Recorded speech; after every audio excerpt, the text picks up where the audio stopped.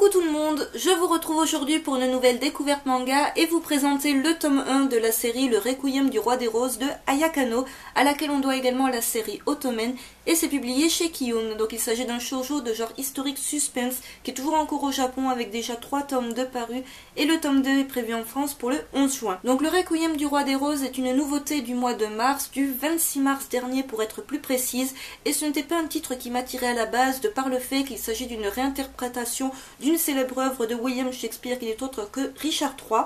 Mais j'ai totalement craqué pour sa couverture et pour les dessins que je vous montrerai juste après. Ce manga nous parle de Richard, que vous voyez ici sur la couverture, qui est l'héritier de la famille York. Donc il faut bien savoir que dans ce manga, deux familles s'affrontent. Il y a la famille York et la famille Lancaster de l'autre côté. Et ces deux familles s'affrontent tout simplement pour avoir le trône d'Angleterre. Et donc Richard a la particularité d'être un enfant maudit, c'est-à-dire qu'il est né hermaphrodite.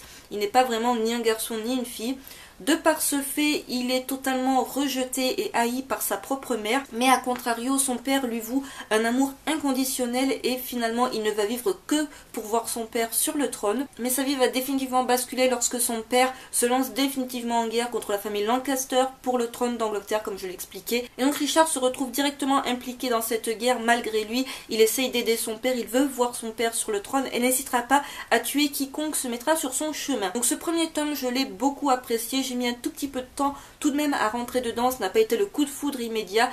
Autant vous dire, ça ne sera pas non plus un coup de foudre immédiat pour le personnage de Richard, car c'est un personnage qui déjà est assez particulier de par son apparence physique, mais c'est également quelqu'un qui est déjà fin stratège à son jeune âge, et qui surtout voilà, est avide de pouvoir. C'est un véritable monstre, dans le sens où il n'hésitera pas à faire tout ce qui est possible pour mettre son propre père sur le trône d'Angleterre. Niveau dessin, je trouve cela vraiment très joli. Je n'ai pas lu Ottoman, ni il me semble que c'est la série Corps et âme qui est également de Ayaka no, mais je n'en suis pas très sûre. Bref, je n'ai lu aucune œuvre de cet auteur, mais je trouve qu'au niveau dessin, c'est franchement très sympathique. Donc, je vous montre une autre page pour que vous voyez un petit peu ce que ça donne.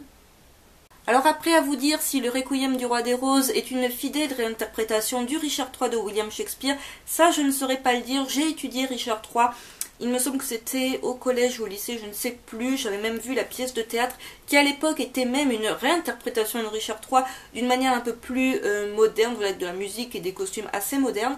Mais je n'ai pas vraiment de souvenir, que ce soit de l'histoire, du personnage de Richard en lui-même, même s'il me semblait bien déjà que c'était un personnage qui était représenté comme une sorte de monstre. Ne vous fiez pas au genre shoujo du manga si vous avez peur de vous retrouver dans un manga dégoulinant d'amour, ce n'est vraiment pas l'idée. Le seul amour dégoulinant que vous allez voir, c'est l'amour que ressent Richard pour son père et qui est réciproque, mais voilà, c'est un amour totalement père-fils, ce n'est vraiment pas quelque chose de pervers ou quoi que ce soit, donc ne vous inquiétez pas là-dessus. Ce manga est vendu au prix de 7,65 €, côté édition, pas grand chose à redire, si ce n'est que j'ai tout de même noté quelques fautes d'orthographe.